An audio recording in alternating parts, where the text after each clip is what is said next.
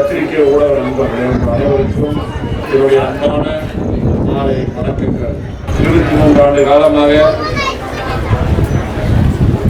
எவ்வளவோ நிகழ்ச்சிகளுக்கு நான் சட்டமன்ற உறுப்பினருடைய நிதியை கொடுத்திருக்கிறேன். பல நல்ல காரியங்கள் செய்வதற்கு நான் இந்த அனைத்து பணியும் செய்திருக்கிறேன். ஆனாலும் நம்முடைய இந்த ஸ்கேட்டிங் கிரவுண்டுக்கு நான் செய்த இந்த பணியை, இதற்காக கொடுக்கப்பட்ட நிதியை எண்ணி நான் ரொம்பவும் பெருமைப்படுகிறேன். கேட்டால் இந்தியா முழுவதும் பலரையும் இங்கே திரும்பி பார்க்க வைத்த விளையாட்டு மைதானமாக இது அமைந்திருக்கிறது என்று நினைக்கும் போது மிகுந்த சந்தோஷம். இதே போல நான் உடுமலைப்பேட்டை சட்டமன்ற உறுப்பினராக இருக்கும்போது உடுமலைப்பேட்டையில் இருந்த கல்பனா திடலிலே ஒரு ஸ்கேட்டிங் கிரவுண்ட் அமைத்து கொடுத்தேன்.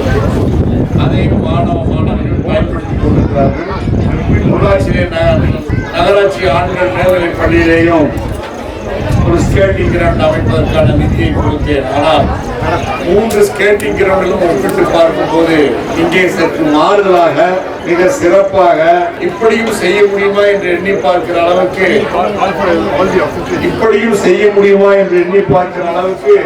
மிக சிறப்பான ஒரு ஸ்கேட்டிங் மைதானத்தை அமைத்த, தமிழ்நாட்டிலேயே முதல் ஸ்கேட்டிங் மைதானம் அமைத்து கொடுத்த சந்திரசேகர் அவர்களுக்கும் அவரோடு துணை நின்ற மற்றைய முன்னோடிகள் அனைவருக்கும் என்னுடைய மனம் நிறைந்த பாராட்டுக்களை உரித்தாக்கிக் கொள்கிறேன். அப்படியேங்கப்பா, எவ்வளவு பிரம்மாண்டமாக இருக்கிறது!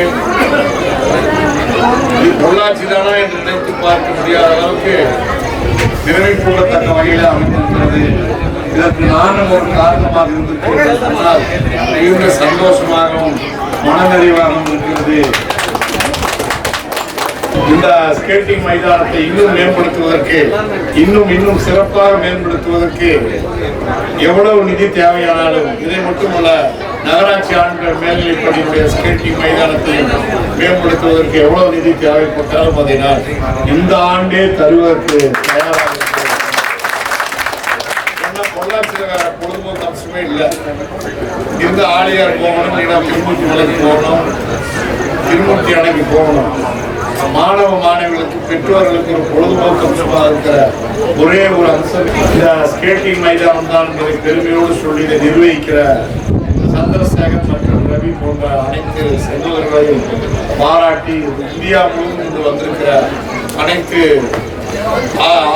பயிற்சியாளர்கள், அதே போல கோவை மாவட்டத்தினுடைய பல்வேறு பகுதிகளிலிருந்து வந்திருக்கிற அனைத்து இதனுடைய செயற்குழு, பொதுக்குழு உறுப்பினர்கள் அனைவருக்கும் என்னுடைய பாராட்டுக்களை உண்டாக்கி, சட்டமன்றத்திலே கூட நான் ஒரு திறந்த வெளி விளையாட்டு அரங்கமும் ஒரு இண்டோர் ஸ்டேடியமும் அமைத்து தர வேண்டும் என்று கேட்டிருந்தேன். அதை நிறைவேற்றுகிற ஒரு சூழ்நிலை கிருஷ்ணகுமார் அவர்கள் சேர்மனாக இருந்தபோது ஏற்பட்டது.